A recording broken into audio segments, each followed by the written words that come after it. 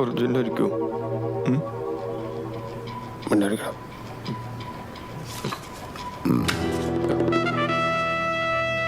എൻ്റെ ഭാര്യ പിഴയാ, അവൾക്ക് വേറെ ബന്ധമുണ്ട്, എനിക്ക് ഉറപ്പാ.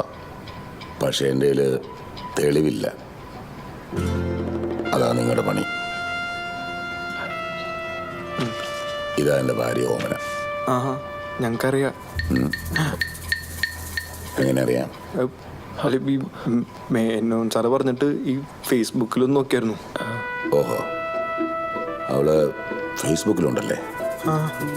എന്നെ ആഡ് ചെയ്തിട്ടില്ല. ഫോട്ടോ ഏതാ? അത് ചേച്ചി ഒറ്റയ്ക്ക് ഒരു ഫോട്ടോയാ. എൻ്റെ ഏതെങ്കിലും ഫോട്ടോ ഉണ്ടോ അവളുടെ ഫേസ്ബുക്കിൽ? ഇപ്പോൾ കണ്ടിട്ടില്ല.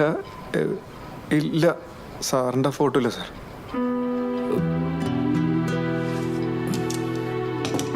സാർ, ഞങ്ങൾ എന്താണ് ചെയ്യേണ്ടത്? കൈയോടെ പിടിക്കണം. അവൾ ആരോടൊക്കെയാണ് കുത്തി മറിഞ്ഞുകൊണ്ടിരിക്കുന്നത് അവന്മാരോടൊപ്പം പിടിക്കണം. അല്ല സാർ, ഈ ആരുടെയൊക്കെ കൂടെ എന്ന് പറയുമ്പോൾ എത്ര പേരുണ്ടാവുന്ന സാറിൻ്റെ ഒരു ഇത്? എനിക്കറിയില്ലടാ. ഓ sir, sir it's okay sir. അവള് പിഴയാണെന്ന് കാണിക്കുന്ന തെളിവുകൾ നിങ്ങൾ കൊണ്ടുവരണം.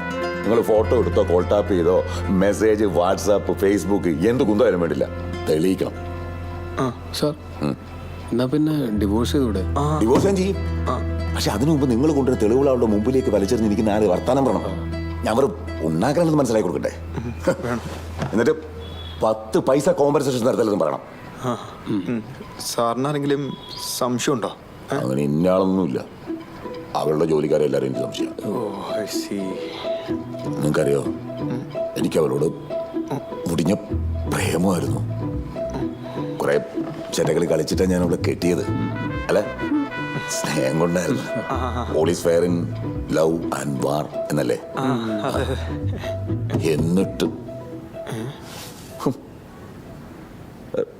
എടീ, ശാരീരിക സുഖം മാത്രമാണോ ഈ സ്നേഹം എന്ന് പറയുന്നത്? അങ്ങനൊന്നുമില്ലല്ലോ.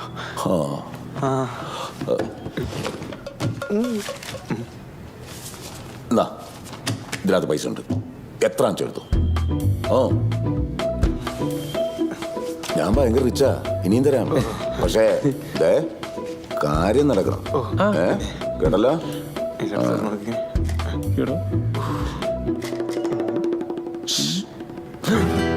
ചതിക്കരുത്. ഇതിനു മുമ്പ് ഞാൻ ഒരുത്തനെ വിട്ടതാ, അവൻ ചതിച്ചു. എൻ്റെ ഭാര്യ എന്നെ ചതിച്ചു. നിങ്ങളും? ഇല്ല സാർ, ചതിക്കില്ല സാർ, ഒരിക്കലും ഇല്ല സാർ. Thank you.